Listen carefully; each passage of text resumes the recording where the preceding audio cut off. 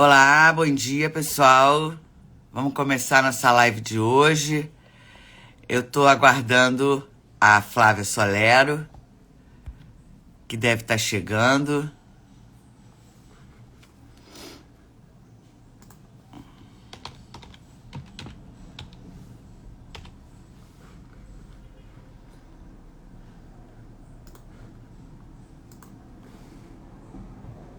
Olá.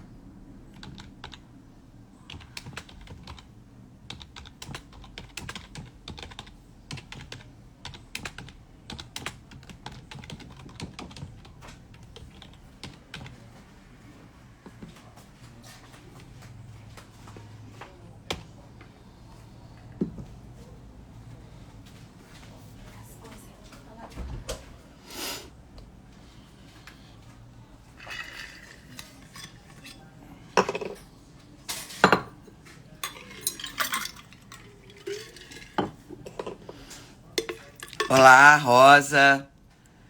Já tô aqui aguardando a Flávia Solero, que deve estar chegando.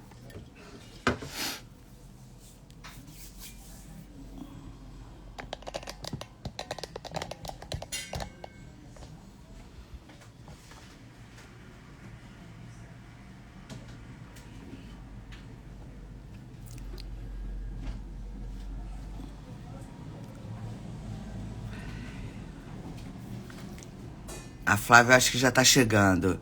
Então vou aproveitar para te avisar, Rosa Perdigão, que tá aqui com a gente. Eu não sei se você sabe, mas eu tenho um curso livre de introdução aos transtornos alimentares. Se você tiver interesse, é só entrar na minha bio, o link tá lá. E tem também os meus podcasts e eu agora também tô usando direto o Discord. Então a gente tem assim vários canais de da gente poder estar junto.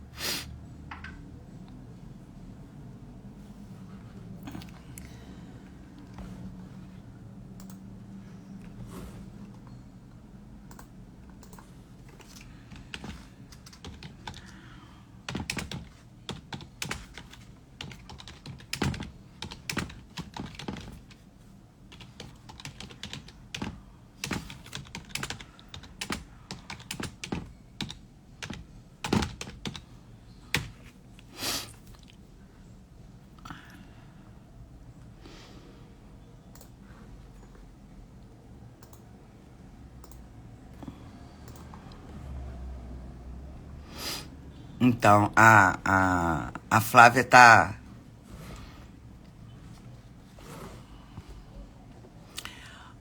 Olá, Marcela. A Flávia acabou de me comunicar que ela tá entrando. A gente já vai começar a nossa live de hoje. E eu não sei se vocês conhecem, mas Flávia é uma pessoa que tem uma história acadêmica na PUC muito importante. Ela foi professora da graduação durante muitos anos. E hoje ela vai me dar o prazer de vir aqui para a gente conversar. Então, eu tô achando muito bom.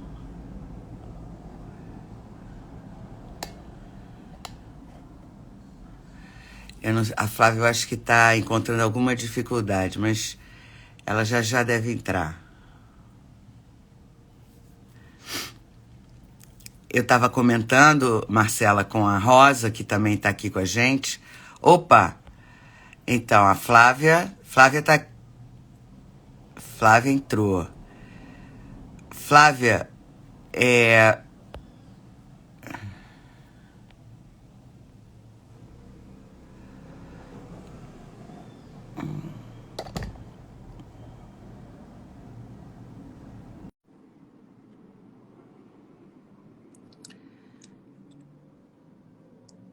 Eu achei que era Flávia Sol. Eu pensei que era Flávia Solero.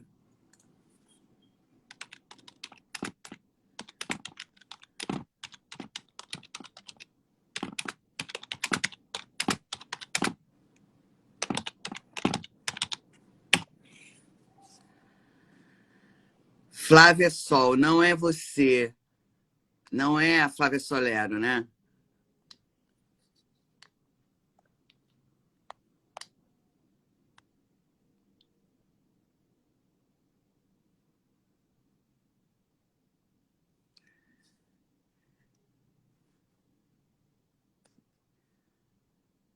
Ah, então, Flávia Sol é você. Então, vamos. Peraí. Eu estou te convidando. E aí a gente pode começar.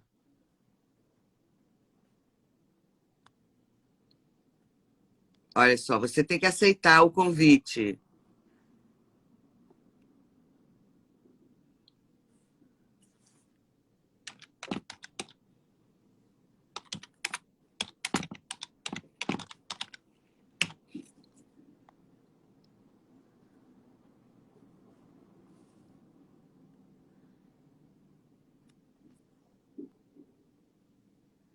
Olha, outra vez, vou mandar de novo.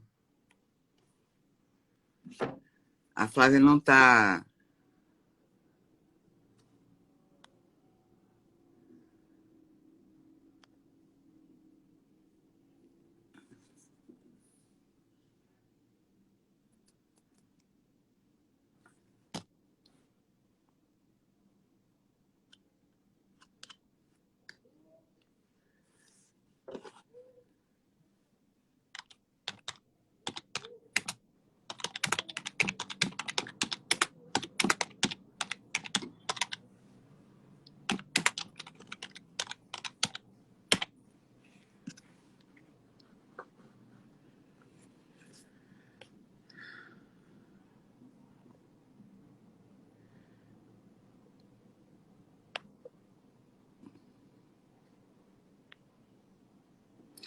Oi, Bruna, tudo bem? A Flávia está aqui. Olha só, Vitória também. Vi que a gente está aqui tentando. A Flávia está tentando entrar, ela não está entendendo. Ela não está conseguindo.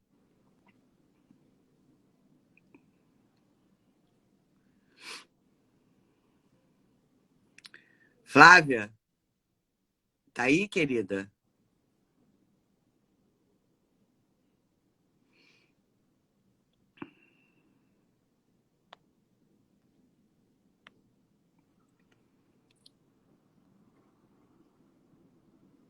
A Flávia já aceitou, não? Flávia,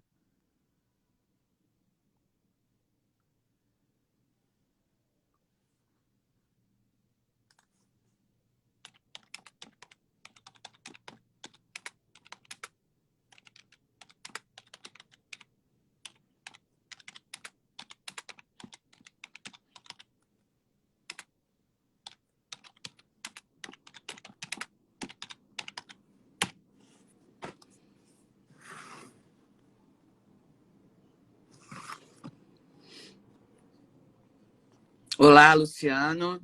Então, estamos aqui esperando a Flávia. Ela está com um pouquinho de dificuldade para entrar, mas ela vai conseguir já já. Olha lá. Eu estou mandando convite para ela, mas ela está com dificuldade. Não sei bem o que eu posso dizer para ela. É aceitar o convite, né?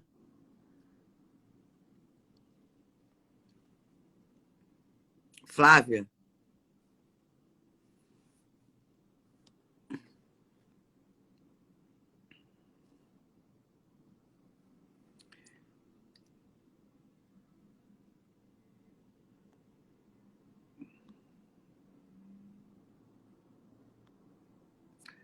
eu estou enviando convite, mas a Flávia não aceita. Eu não sei como fazer. Alguém tem alguma ideia para me ajudar? O que eu posso dizer para a Flávia? Vocês são tão sabidos de Instagram. Eu e Flávia parece que não somos muito. Eu mando convite para ela.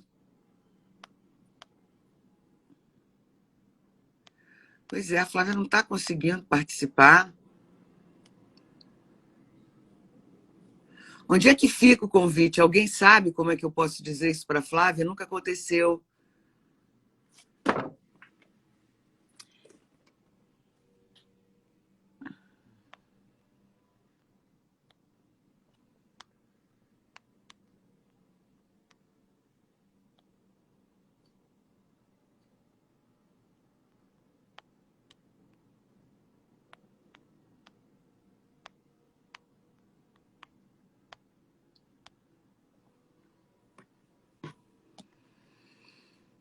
A Flávia está perguntando onde é que fica o convite. Alguém sabe me dizer?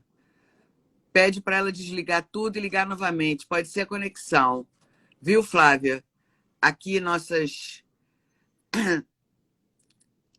seguidoras estão dando essa dica de você sair. Pode ser que seja a conexão, que não está aparecendo o convite para você.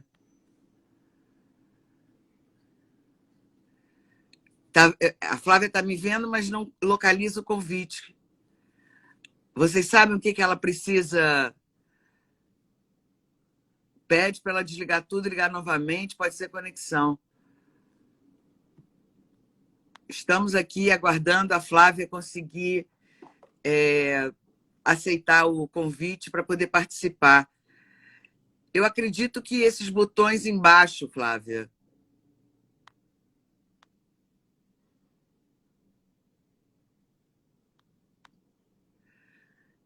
tem uma porção de gente chegando.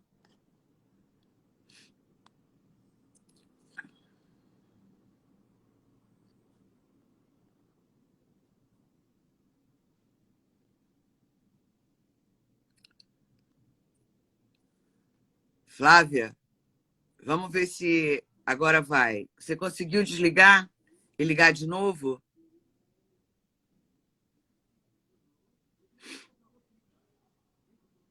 Eu não sei aonde fica o convite. Alguém sabe dizer para a Flávia onde fica o convite para ela poder entrar?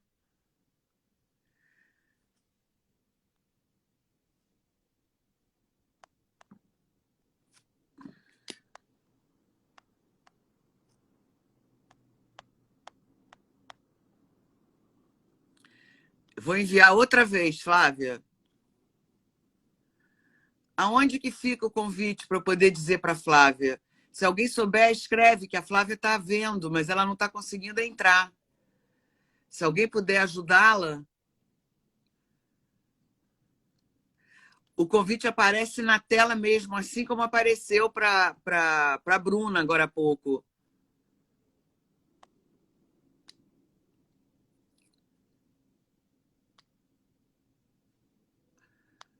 Viu, Flávio? O convite aparece na tela.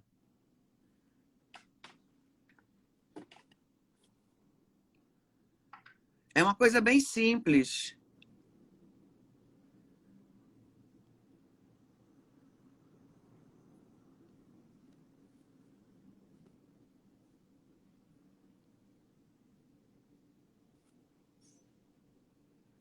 Você achou, Flávia? A Flávia entrou, mas ela não consegue entrar para participar comigo. Flávia, eu vou te mandar o convite, vai aparecer na sua tela. E você aceita.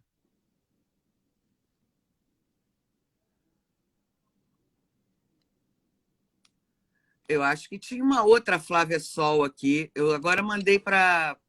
Agora você entrou.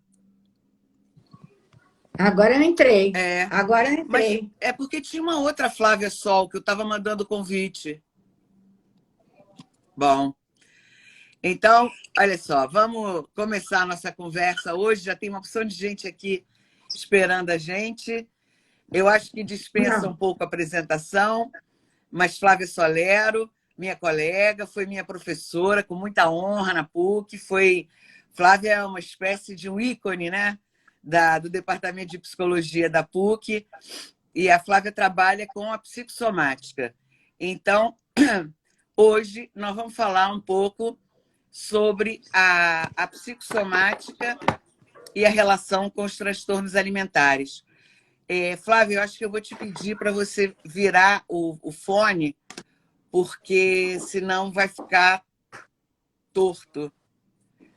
Se você puder botar no horizontal. Isso.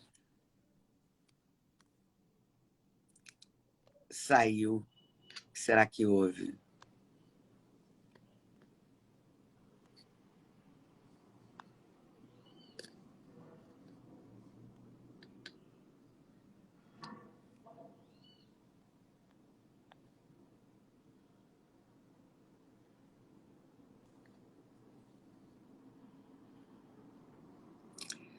O que houve, Flávia?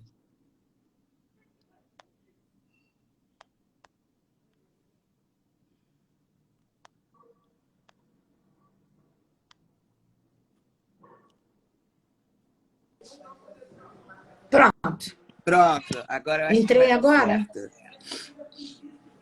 É que eu tô. Dá para me ouvir?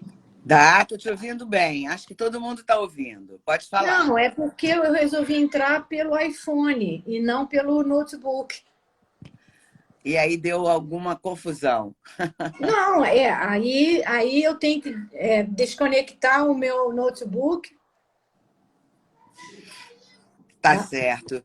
Então, olha só, eu estava te apresentando, que eu acho que você dispensa um pouco, mas hoje a gente então vai falar um pouco sobre essa experiência importante da Flávia, que trabalha com psicossomática há muitos anos, não é, Flávia? E a ligação com os transtornos alimentares. Eu tenho a honra de ter a Flávia no meu corpo docente do curso de transtorno alimentar da PUC. Então, Flávia, o que você hoje está trazendo para a gente? Opa, acho que deu uma congelada. Pronto, agora tá bom.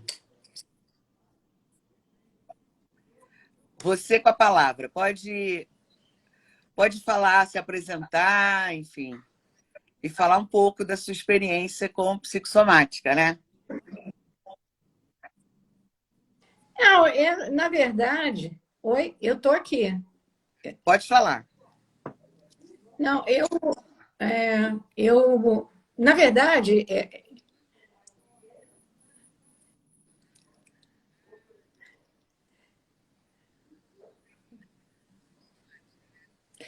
não, pois eu tenho esse interesse por psicossomática há muito tempo,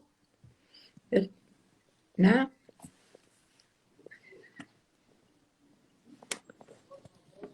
Eu tenho esse interesse pela psicossomática já há muitos anos, né, por conta do meu trabalho no hospital, né? Então, foi uma coisa muito importante para mim. Né? Ligada à sua Então, atividade, né, no hospital. ligada à minha atividade no hospital, depois até no próprio consultório, né? Uhum. E então vamos dizer assim, esse é o interesse, né? Esse interesse pela psicossomática vem de muito tempo, né?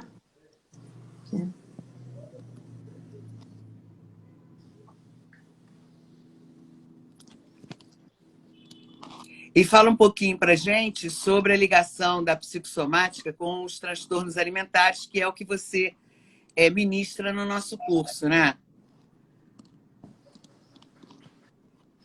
Na verdade, está havendo um delay aqui, por isso que eu estou demorando um pouco. A Uhum. questão, eu acho que a primeira coisa é a gente poder pensar, né, de uma.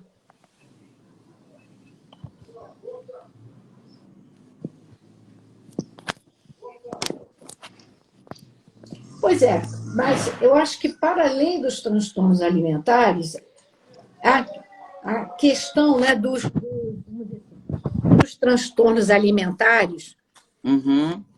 ela tem a ver com uma nova, digamos, classificação ou categorização de uma série de consideradas psicopatologias do cotidiano ou da contemporaneidade, né?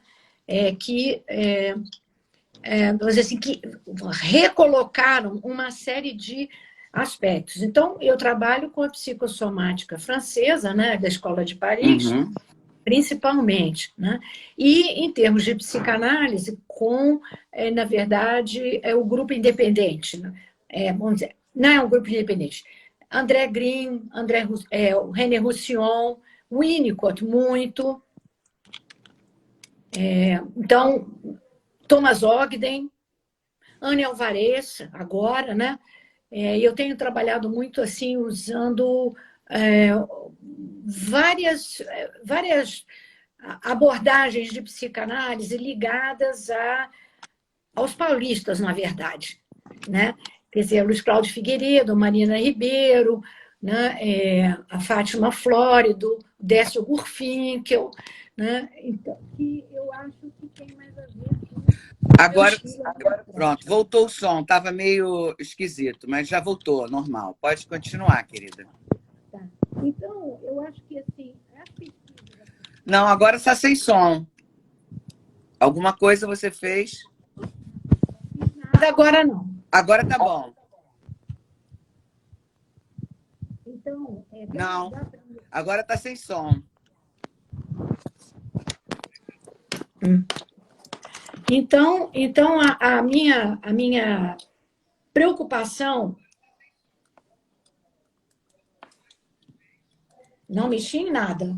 Não, então, tá bom, tá ótimo. Sim, tá ótimo. Não mexi em nada aqui, não. Agora tá com som? Tá ótimo, pode falar. Então tá tá, ótimo. tudo bem, já entendi, já entendi.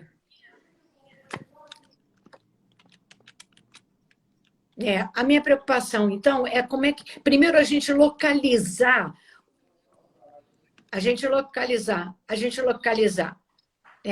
Eu já entendi o que é.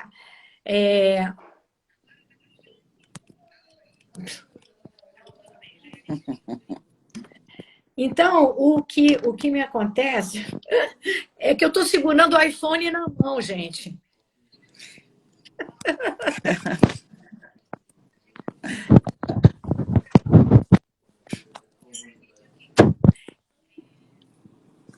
É a gente poder localizar os transtornos alimentares no âmbito dos transtornos das psicopatologias da contemporaneidade. Uhum. Então, o que é importante a gente pensar? Né? Dentro dessa nova, digamos, classificação do campo psicanalítico, né, tem os psicopatologias, o que a gente chamaria de tipos de sofrimento muito específicos, né? Uhum. Então, no âmbito dessas pesquisas, o que a gente fica falando e recolocando, né? Então, a gente tem o quê? As psicossomatoses, os transtornos alimentares, as adicções, as passagens ao ato, as síndromes do pânico e toda a clínica borderline. E que são, na verdade... chamamos de as novas doenças da alma, não é isso? Isso, da Kristeva. Da exatamente. Kristeva. Né? Então, os transtornos alimentares, eles ficam junto com as psicossomatoses. Por quê? Fazem parte de um campo maior ligado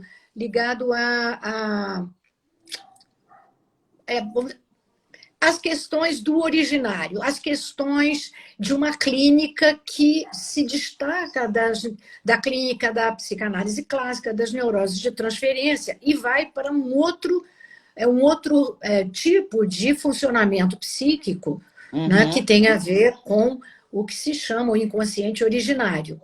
Uhum. Então, se a gente colocar as psicossomatoses nesse âmbito todo, né, a gente vai poder entender a relação entre psicossomática e transtornos alimentares, dentro desse grupo maior, né, que agora está mais, vamos dizer, mais nítido, né, nessa nova clínica, né, que se destaca das neuroses da clínica da psicanálise clássica do trabalho com as neuroses de transferência. Não é que as neuroses de transferência tenham desaparecido, não é. Mas, frequentemente, o que nós encontramos? Nós encontramos na nossa clínica uma convergência, não digo uma convergência, mas assim, um surgimento de aspectos, né, do inconsciente originário, né, da psicanálise, vamos dizer assim, do sensível, das sensorialidades, junto ou concomitante às neuroses de transferência. Né? Uhum. Então, essa clínica ela é mais complexa. Ela é mais complexa exatamente porque ela mostra, né, essa passagem, né, muito sutil, às vezes, entre um determinado tipo de funcionamento psíquico, que seria das neuroses, é o que o Luiz Cláudio Figueiredo chama, né, de matriz freudo-kleiniana, para uma outra clínica, que o Luiz Cláudio Figueiredo chama, e o Nelson Xavier, né, Júnior, chamam de a matriz ferenciana-winnicottiana. Né? Então, essa passagem que é muito sutil e que torna a nossa clínica mais complexa. Então, trabalhar com os transtornos alimentares, para mim, significa, né, não ficar só nessa parte mais ligada vamos dizer assim, ao originário, à não representação, e ficar na questão da clínica do trauma, que aí entra a psicossomática, que eu acho que é muito interessante. Né? Então, eu acho que essa é uma questão. A outra questão que eu queria colocar é a seguinte: todos nós somos psicossomáticos. Todos nós temos registros corporais das nossas sensorialidades. Tendo ou não essas, digamos, esses casos limites, as patologias, né, das doenças da alma, né, todos nós temos. Então, eu acho que para a gente poder trabalhar de uma maneira mais integrada, né, a gente tem que reconhecer os nossos registros psicossomáticos. Quando é que a gente, nós, né, psis, né, ou pessoas comuns, vamos dizer, né, nós temos manifestações psicossomáticas que são válvulas de emergência para determinadas situações psíquicas que nós vivemos e que, de alguma maneira, nos mobilizam muito. Né? Eu lembro aquele caso clássico da jovem ou da adolescente que o namorado rompe o namoro de repente, ou some, né? E ela pega uma gripe descomunal. Né? Que o nariz entope, que lacrimeja, que não sei. Está chorando por onde? Está chorando pela gripe. Né? E a gente espera que não se transforme numa pneumonia, porque aí vira uma confusão outra. Mas, assim, os nossos registros, né? Quer dizer, de que são registros da sensorialidade que não são conversões histéricas, mas que são manifestações corporais nossas. Eu acho que quando a gente começa a reconhecer isso em nós, a gente tem um grau de empatia com essas pessoas diferenciado. Né? Porque, na verdade, vamos dizer assim, na verdade, né, a gente pode pensar que a gente deve colocar, eu acho que limites na nossa pretensão de esgotar os modos de entendimento desse acontecer humano que tem a ver com o adoecer. Pois é, e eu acho que você tocou num ponto super importante, que é o fato de que a gente precisar olhar para as nossas manifestações. Né? O psicanalista precisa ter contato consigo mesmo para poder entender e para poder chegar no outro de uma forma mais legítima. Né? E olha só, Flávia, tem aqui uma das nossas ouvintes está pedindo, vocês poderiam falar mais um pouco sobre a visão psicanalítica, a razão de transtornos alimentares atingirem mais a população LGBTQI+. O que você diria a respeito disso? Eu não conheço muito essa relação, essa estatística. Você conhece, Flávia? Não, eu não conheço, não. Não, eu não conheço, é uma coisa curiosa. Eu também achei, por isso que eu até estou trazendo. Eu não sei, quer dizer, se existe alguma coisa, vamos dizer assim, é um entendimento simples, comum, né, cotidiano nosso, ou se tem alguma pesquisa já observando isso, né? O que eu tenho de pesquisas muito complicadas, né? Mas não aqui pelo menos que eu saiba aqui no Brasil não tem, é dos jovens que fazem mudança de gênero. Aham. E que isso, na verdade, ou pode, vamos dizer assim, pode gerar uma situação muito grave, que é a tentativa de suicídio ou até o suicídio. Né? A incidência de suicídio nos jovens que fazem transição de gênero é assustadora. Tentativa de Olha suicídio só, e suicídio. Isso eu sei. eu acho que é a Luana. Ela está dizendo aqui, eu não sei as estatísticas exatas, mas aqui nos Estados Unidos tem algumas pesquisas já apontando a prevalência maior nessa população. Aí eu acredito que os Estados Unidos é fantástico em termos de estatística, né? Realmente é o país que melhor investe nas estatísticas.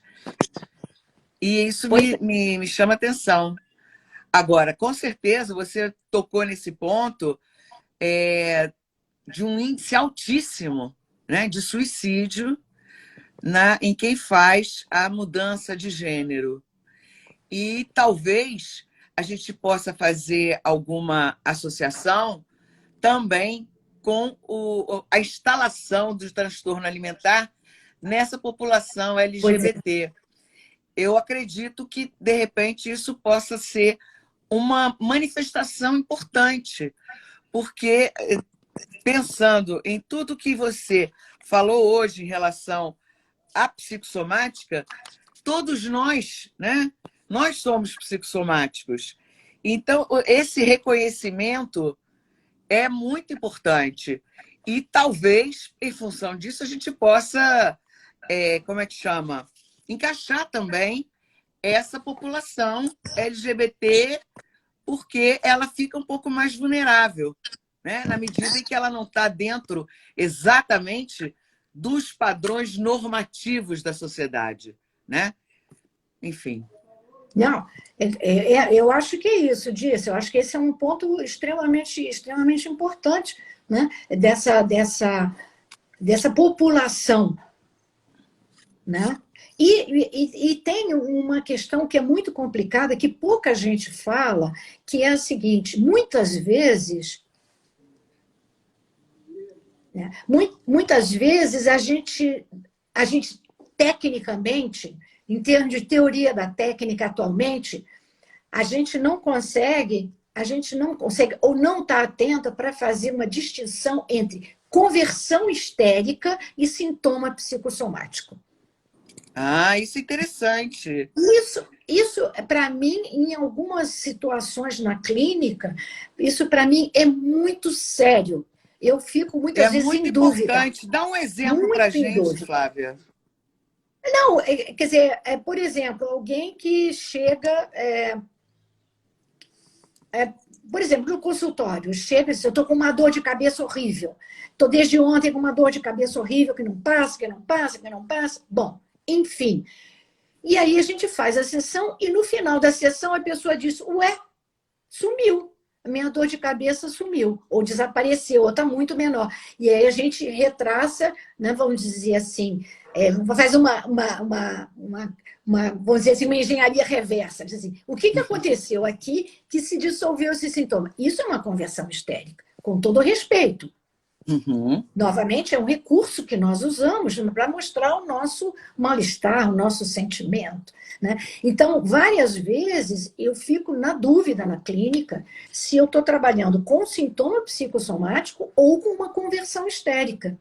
Isso não é fácil para a gente, vamos dizer assim, discriminar, diferenciar, mas eu acho que nessa clínica dos transtornos alimentares, por exemplo, né, e até do burnout, que é a nova síndrome, transtorno de pânico, né? É muito importante a gente fazer essa diferenciação, porque a gente vai trabalhar de maneiras diferentes. Uhum. Né? Quer dizer, quando você está trabalhando com transtorno, com um sintoma psicossomático, a interpretação não vai dissolver o sintoma. Olha, né? isso daí é que é importante, tá vendo? Né? Quer dizer, Aí fala, no fala. exemplo que você deu, não caberia, né? Não, não, não caberia. Não caberia. Né? Então, quer dizer, quando é um sintoma psicossomático, Ele não não desaparece adianta numa sessão. interpretar. Quer dizer, né? Quer dizer, é,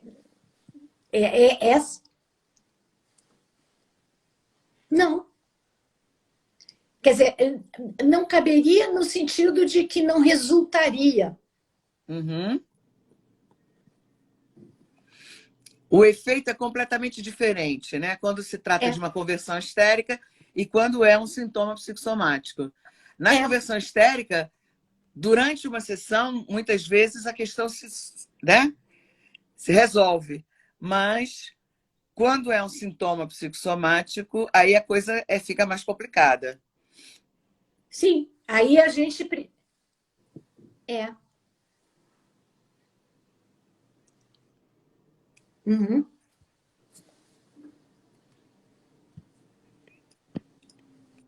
Se dissolve. É,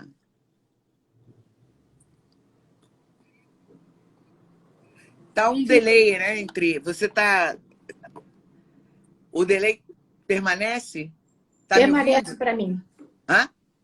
Permanece para mim, porque eu estou vendo a gente no meu notebook e eu estou no iPhone. Coitada, tá Não, meio tudo bem, estou enrolada. sobrevivendo. Não, tá legal, já consegui me organizar aqui. Aham. Então, você estava falando exatamente sobre essa clínica, né, dos transtornos alimentares.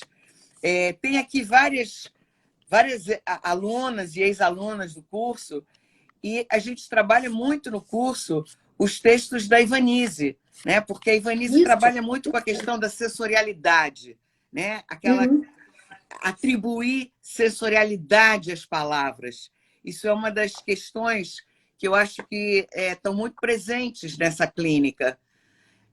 Então, eu queria que você falasse um pouquinho mais sobre essa clínica, né, da psicossomática e é onde se enquadra também a clínica dos transtornos alimentares. Pois é, a clínica dos transtornos alimentares, ela entra exatamente nessa nova classificação, né, das novas, vamos dizer, das novas patologias da contemporaneidade, dessa ampliação do campo psicanalítico para abranger esse tipo de situação que envolve exatamente a memória corporal e os Isso. registros sensoriais muito arcaicos, muito precoces. Uhum. Né? Então, a, eu acho que eu posso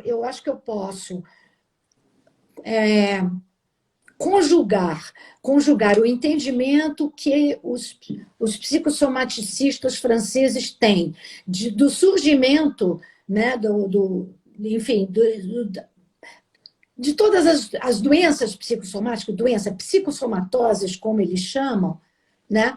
Então, e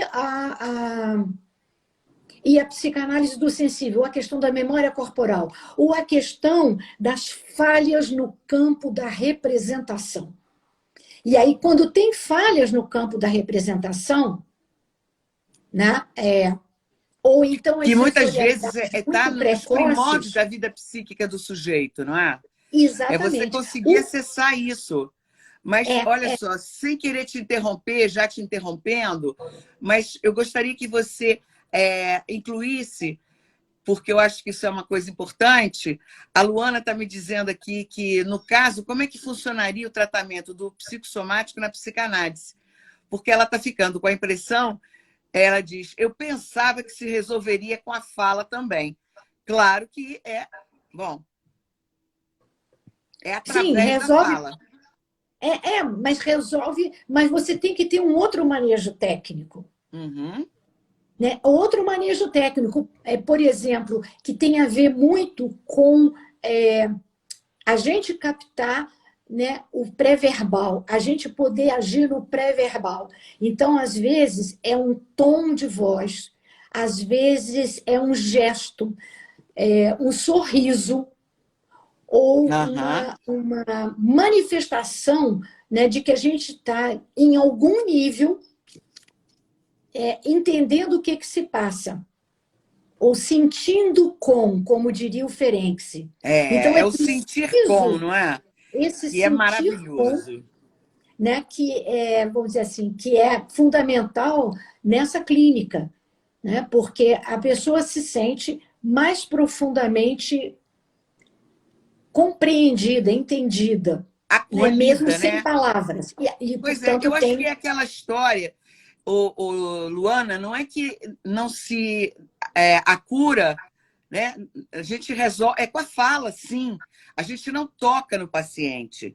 Mas aquilo que a Flávia estava dizendo é a gente poder dar continente para o paciente. O continente que ele não encontrou nos primórdios da vida psíquica dele. E que muitas vezes deixou esse ego corporal muito esburacado, né? Numa linguagem assim mais acessível.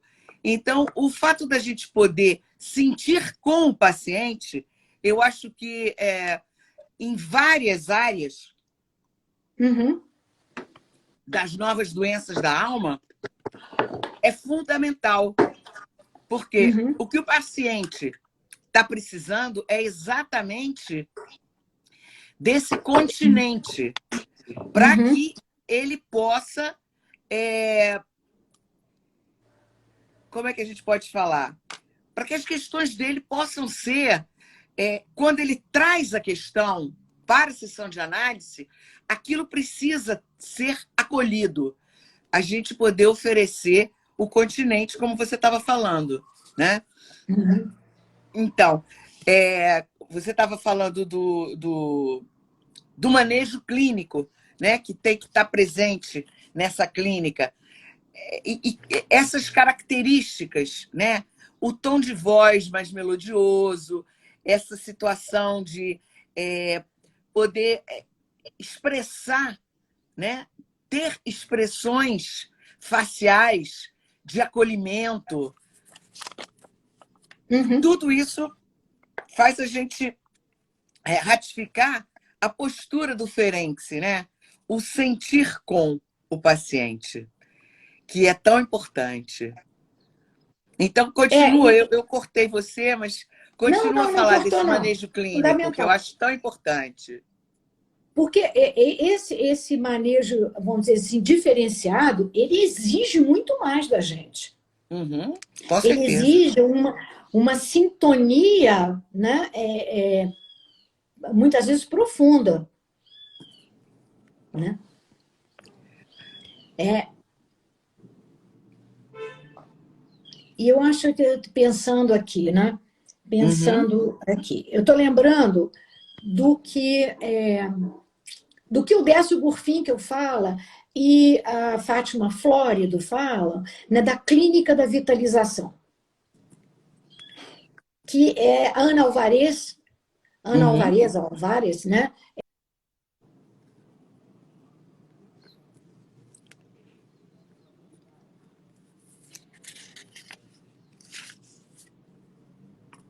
Eu acho que a sua voz sumiu, Flávia. A Não, sua tudo voz bem, é que eu sumiu. tive que pedir mais tempo. É que eu tive que pedir mais tempo no meu iPhone. Ai, que coisa. Mas, enfim, o que se chama clínica da vitalização, né? Que é você transitar entre você transitar.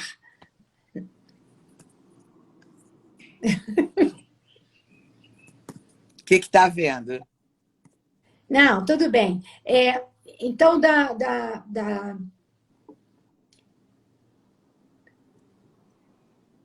Você estava falando da eu Fátima estou Flores e pensando da aqui. Ana Alvarez e da Dani Clínica de Alvarez, dessa Vitalização. clínica da vitalização, que como é que você lida com situações que muitas vezes acontecem, até na clínica de transtornos alimentares, que é uma situação, principalmente nas adolescentes, né, de tédio e apatia.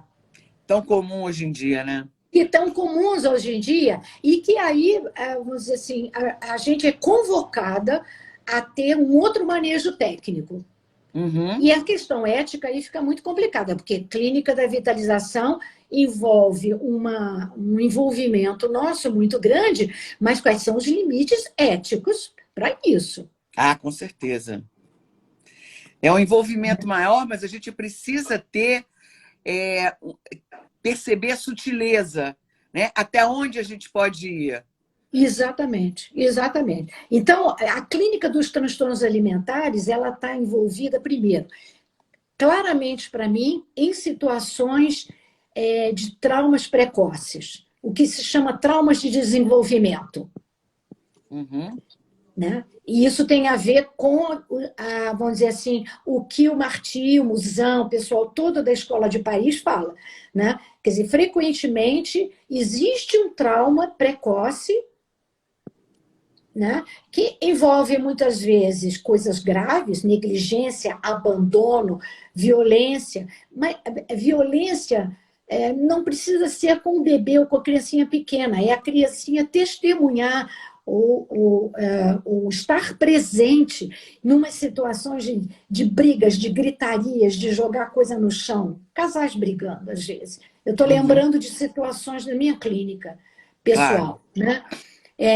Então, em que a criança fica sobressaltada, assustada, né? Sem saber o que fazer, né? São situações traumáticas para uma criança porque estão além da capacidade do seu jovem aparelho psíquico lidar com aquele acúmulo de excitação, aquela Aham. invasão de excitação. Isso desorganiza o psiquismo da criança. E aí a criança pode até começar a se refazer, mas ela se refaz, vamos dizer assim, digamos assim, com lesões, né? Aham.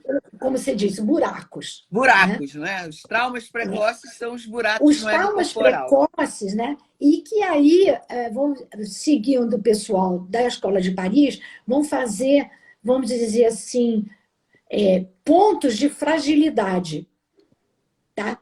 E tem uma outra coisa que eu acho muito séria, que os franceses falam e que eu já identifiquei. É,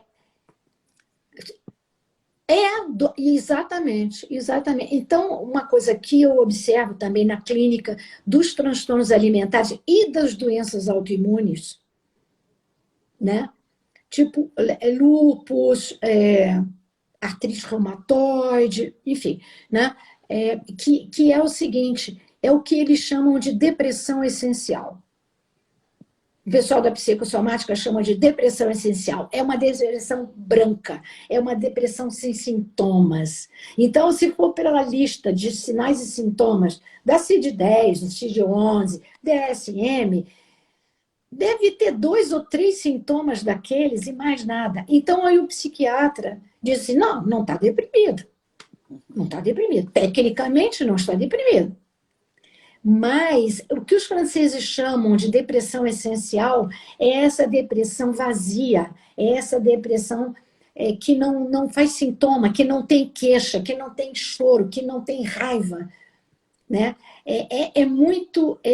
Muito interessante. Eu me lembro de um caso, eu acompanhei de longe. Essa Né? depressão essencial seria a noção de depressão branca do Green? Exatamente. A Uhum. depressão branca do Green é o primeiro nome que o Marti e o Musan deram para esse tipo de depressão. Só que os franceses começaram a chamar depois de depressão essencial, mas é o início, né, do André Green, o complexo da mãe morta. Fala. Uhum. Que ajuda muita gente a entender. Eu gosto muito, inclusive, de sugerir, eu peço para que os alunos leiam o Complexo da Mãe Morta, porque é muito interessante perceber a importância, né, desse esvaziamento, dessa coisa meio vazia mesmo que É. aparece nesse tipo de situação. Pois é, então, por exemplo, esse caso, né, que eu ia comentar, Isso. eu não conhecia essa paciente. Era uma paciente de um hospital público, Uhum. né? E eu acompanhei com uma jovem psicóloga que disse, Flávia, o que está acontecendo que eu não estou entendendo? E a gente conversou algumas vezes, meio que uma supervisão que não era uma supervisão, que eu fiquei muito curiosa também em relação àquele caso. Era uma moça de 20 e poucos anos, casada, Uhum. e que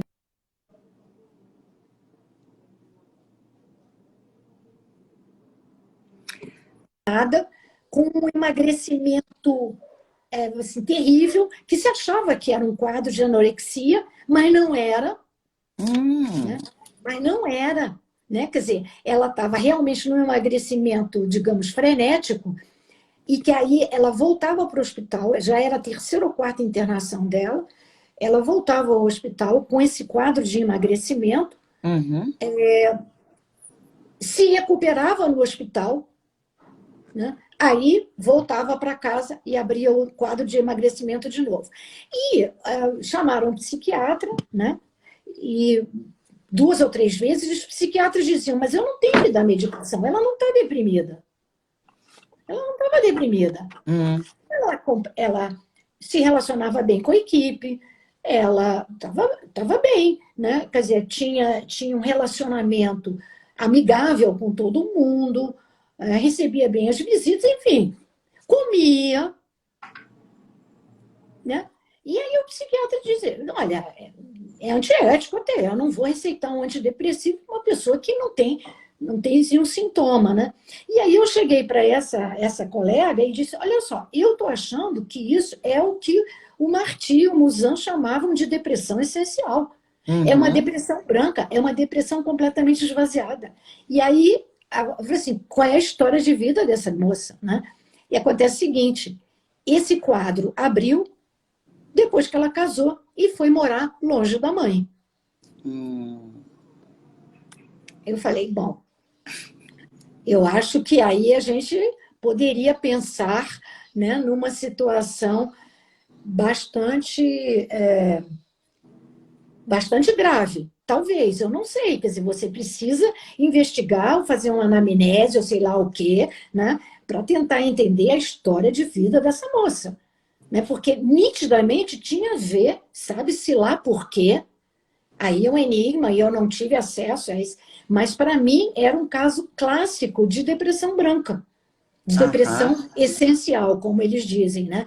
Quer dizer, e que às vezes a gente vê na clínica esse tipo de coisa. Então, a depressão essencial é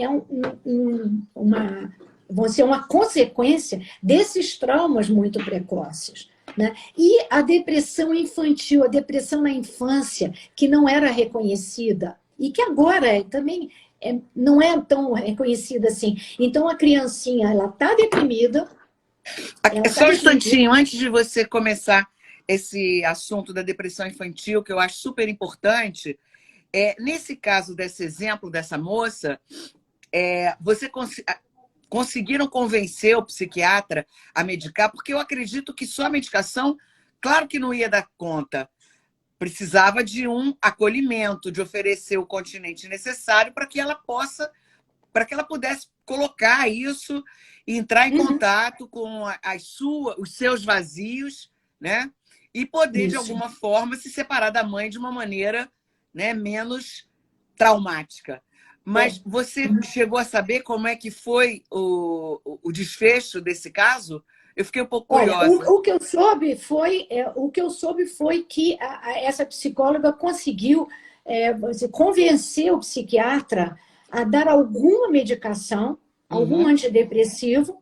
Aí eu não me lembro mais qual era a dosagem, mas era um Sim. antidepressivo tricíclico, Uhum. porque ele é mais, todo mundo conhece, né? Conhece os efeitos colaterais, sabe bem, né, disso. Começar essa medicação, né, para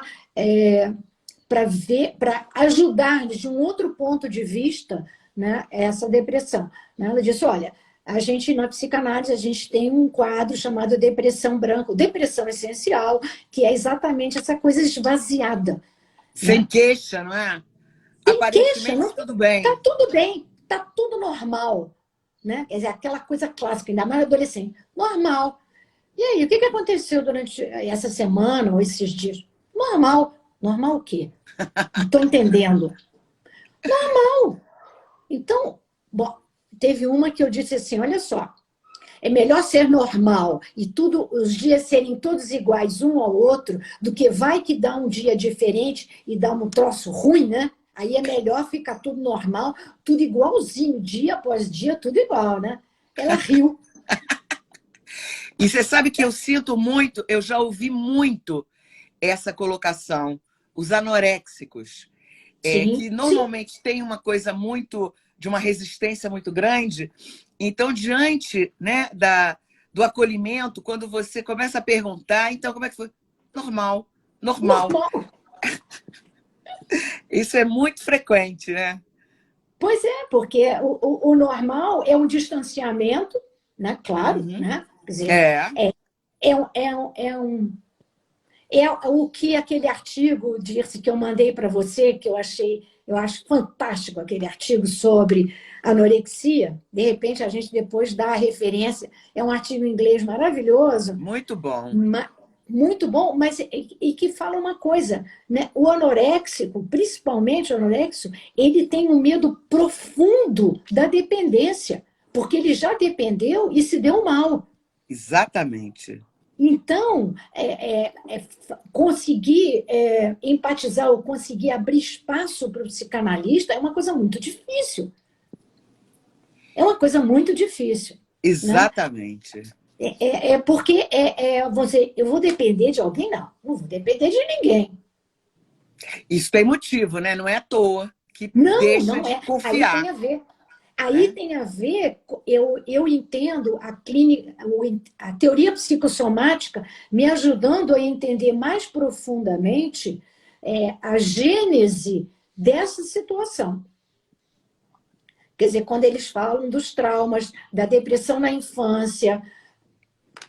Não, não é. Como algo que já tivesse passado, né? Mas você estava Exatamente. começando a falar um pouquinho da depressão infantil.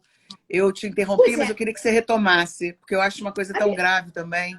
a depressão infantil, ela está muito mais difundida do que se imagina, Uhum. né? Só que a criança, ela manifesta, a criancinha pequena, até na creche, até no maternal, jardim, né? Ela se manifesta de uma outra maneira, né? Uhum. Ela se manifesta por uma agressividade, muitas vezes, uma irritabilidade, né? Isso. Às vezes é um chororô, qualquer coisa dá um chororô danado, né? Um chororô desconsolado, né? Ou então um grude com alguém. Há muitos anos eu tive uma cliente que morava no subúrbio, e morava numa casa e tinha, vamos dizer assim, para outra casa era uma tela, né? E, e os pais brigavam muito. E na Uhum. hora da briga e da confusão, né, ela e o irmão iam para debaixo da mesa da sala. Né? E aí ela descobriu o seguinte, que tinha uma vizinha que estava entendendo o que acontecia, então acolhia ela. Então, na hora que saía a briga, depois que a briga diminuía, né, que ela ficava junto com o irmão, que era menor do que ela, debaixo da mesa, ela encontrava um buraco na tela, literalmente, para poder passar para a casa da vizinha e ficar lá, para se acalmar, para se tranquilizar. Então, ela tinha essa saída de emergência, literalmente, Uhum. que ajudou ela em vários momentos muito difíceis da vida. Agora, tem crianças que não têm uma vizinha, uma avó, um avô, um primo, quem quer que seja, né? Que ajude, né? Naquele momento muito difícil. Então, ela fica em profunda solidão. Então, essa depressão, ela vai se consolidando como um olhar depressivo para a vida, um olhar desconfiado para a vida. E em quem que eu posso confiar? Não posso confiar em ninguém. Né? Quer dizer, porque quando eu menos espero, dá uma catástrofe, né? Dá uma brigalhada horrível, por exemplo. Né? Esse aspecto é um aspecto, eu acho, muito importante e muitas vezes, antes da depressão essencial se manifestar, já houve, né, uma criança deprimida que ninguém percebeu que Que ela ninguém era percebeu. deprimida. Aí fica a criança chata, chorona, né? A gente Uhum. tem que lembrar que ninguém chora à toa. E é muito comum, né? Ah, porque fulaninha tem uma criança muito chorona, muito chata. E às vezes Sim. aquilo é sintoma de uma grande depressão, de uma É, insatisfação muito grande, de uma falta de continente, né? Enfim, é uma né? situação bem delicada. Mas olha, Flávia, eu acho que você hoje trouxe questões importantes ligadas à psicossomática, toda a questão do manejo clínico, que é um desafio para a gente, né? Essa questão mesmo de poder imprimir sensorialidade, né? Isso. No acolhimento, sem precisar tocar no paciente, Não. né? Não tem toque no paciente, mas tem olhar, tem a voz. Existe toda uma outra possibilidade, não é? Que ficou muito clara hoje e que eu acho que é muito interessante. Sobretudo, a gente não esquecer que essa depressão branca, essa depressão essencial, ela muitas vezes tem uma origem muito traumática, né? Numa eventual depressão infantil, ou, enfim, numa violência muito grande, como você mencionou, esses traumas precoces, eles têm muito a ver, né, com situações mesmo de negligência, de abandono, essa violência que às vezes não é uma violência física, mas é Não. uma violência que faz tão mal quanto, né? Imagina esse seu exemplo, duas crianças embaixo da mesa, né, desesperadas. Ainda bem que essa tinha o buraco na tela para ir para a casa do vizinho, mas nem sempre tem. É. Então, é uma exigência muito grande que a gente tenha um envolvimento maior e uma disponibilidade maior para esses pacientes.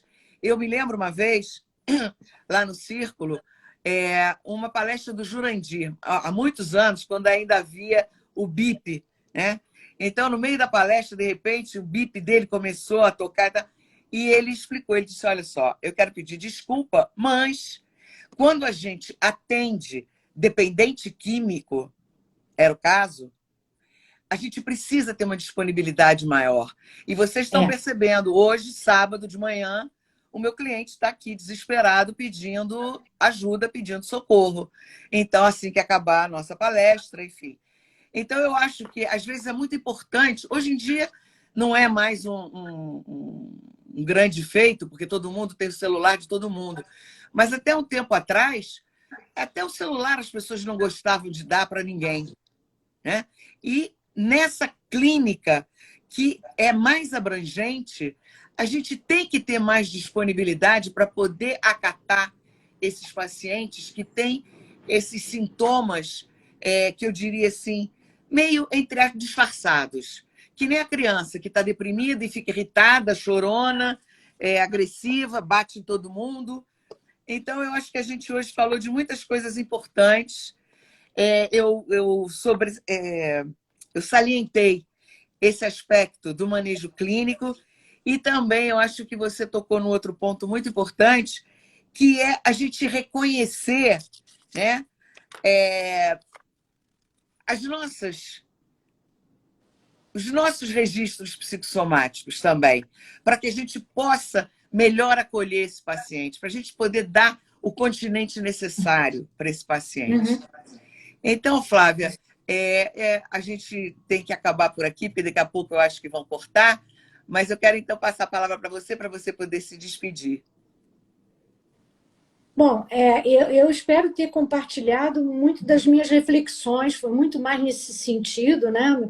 Que eu estou pensando, e eu gostaria só de acrescentar uma coisa que eu faço muito, e seguindo o Ogden, né, o Thomas Ogden, que é o seguinte: como é que você enriquece, a Marion Minervo também, como é que você ajuda esse paciente a enriquecer o seu imaginário?